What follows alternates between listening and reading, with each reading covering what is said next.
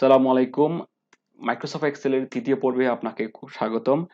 আজকে আমরা খুব ইন্টারেস্টিং খুব বেশি কিছু জিনিস দেখব, যে বিষয়গুলো যদি আমরা জানা থাকে তাহলে আমরা যে মাইক্রোসফট এক্সেলের যে কোনো বিষয় নিয়ে কাজ করতে খুব বেশি ইন্টারেস্ট ফিল করব, এবং আমাদের যে ডাটাগুলো নিয়ে কাজ করব সেটার ডাটাগুলোর রেজাল্টটা আর খুব ইন্টারেক্টিভ ভাবে আমরা মানুষের কাছে উপস্থাপন করতে পারবো।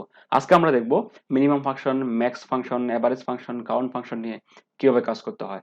তো গত পর্বে আমরা দেখছিলাম সাম ফর্মুলা এবং অটো সাম ফর্মুলা নিয়ে কিভাবে কাজ করতে হয়, এবং অটোফিল কিভাবে কাজ করতে হয়, এগুলো আমরা দেখছিলাম। আজকে আমরা দেখবো, এট ফার্স্ট দেখবো আমরা মিনিমাম ফর্মুলাটা নিয়ে কিভাবে কাজ করতে হয়।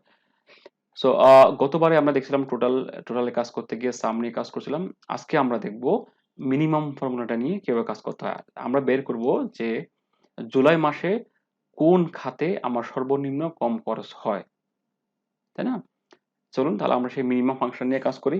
এই মিনিমাম ফাংশন নিয়ে কাজ করতে গেলে আমরা অনেক ওয়েতে কাজ করতে পারি। প্রথমত, এই যে মিন ফাংশন, এখানে অটোসাম এখানে গিয়ে কিন্তু মিন ফাংশন নিয়ে আমরা কিন্তু কাজ করতে পারি, নতবা ফর্মুলাসে গিয়ে ক্লিক করে ইনসার্ট যে ফাংশন আছে সেই ফাংশন ক্লিক করার পরে এখানে যে অনেক অনেকগুলো ফর্মুলা আছে সেই ফর্মুলাগুলো নিয়ে আমরা কিন্তু এখানে কাজ করতে পারি।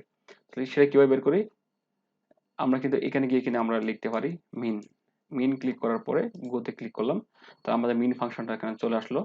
এই ফাংশনে ক্লিক করার পরে ওকে দেওয়ার পরে আমাকে বললো কত থেকে কতর মধ্যে সে মিনিমাম ভ্যালুটা বের করে দিবে।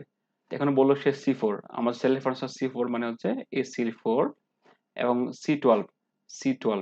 যেহেতু আমার এটা খালি ঘর, এই ঘরের মধ্যে কত আসে সেটা আমার দরকার নাই, যেহেতু এটা আমার টোটাল ভ্যালু সেটাও আমার দরকার নাই। তাহলে আমার দরকার কোনটা? এখান থেকে ধরে এর মধ্যে যে ভ্যালুগুলো আছে এর মধ্যেই মিনিমাম কত আছে সেটা আমার জানা দরকার। দেন আমি ওকে ক্লিক করলাম।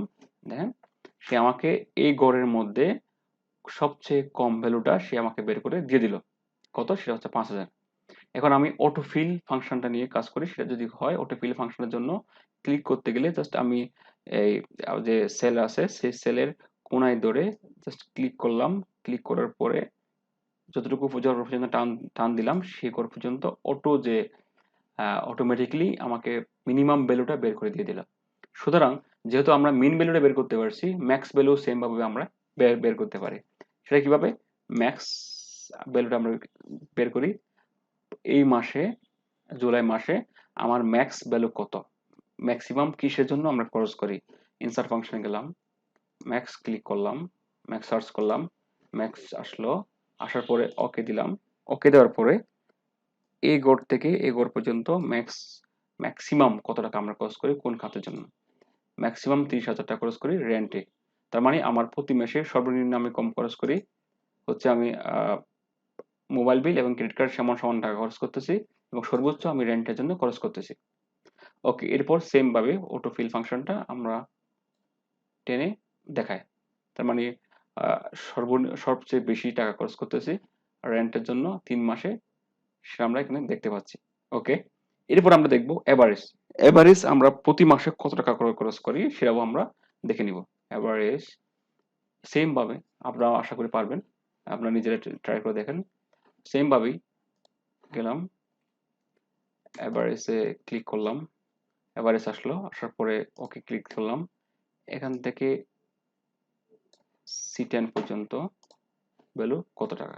তার মানে হচ্ছে প্রতি মাসে 11,857 টাকা করে আমার এভারেজ, মানে সবগুলোর জন্য এই গড়গুলোতে আমার প্রতি মাসে খরচ হয় অন অ্যান এভারেজ। এই C4 থেকে C10 পর্যন্ত 6টা খাতে অন অ্যান এভারেজ 11,857 টাকা করে আমার খরচ হয়।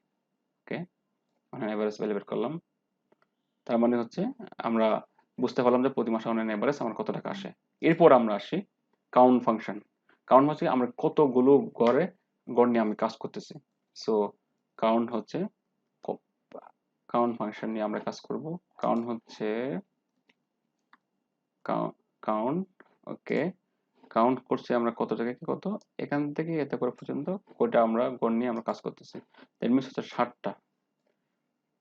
এতক্ষণ পর্যন্ত আমরা যে মিনিমাম ভ্যালু বের করলাম যে 60টা গড়ের মধ্যে, মানে 60টা ফাংশন 60টা পারপাসে আমরা প্রতি মাসে মিনিমাম কত খরচ করি, ম্যাক্সিমাম কত খরচ করি, এভারেজ কত খরচ করি। সুতরাং আমরা সেম কাজ, সেম অটোফিল ফাংশনটা ইউজ করতে পারি। আমি 60 টাকাতেই আমি বের করলাম।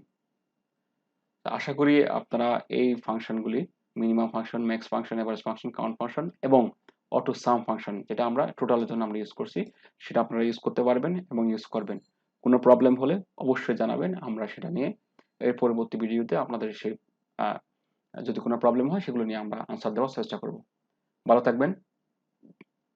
এর পরবর্তী ভিডিও দেখার জন্য আমন্ত্রণ রইল এবং নেক্সট ভিডিও দেখার। যদি কোনো প্রবলেম হয় তাহলে আগের ভিডিও দেখবেন অবশ্যই। থ্যাংক ইউ সবাইকে।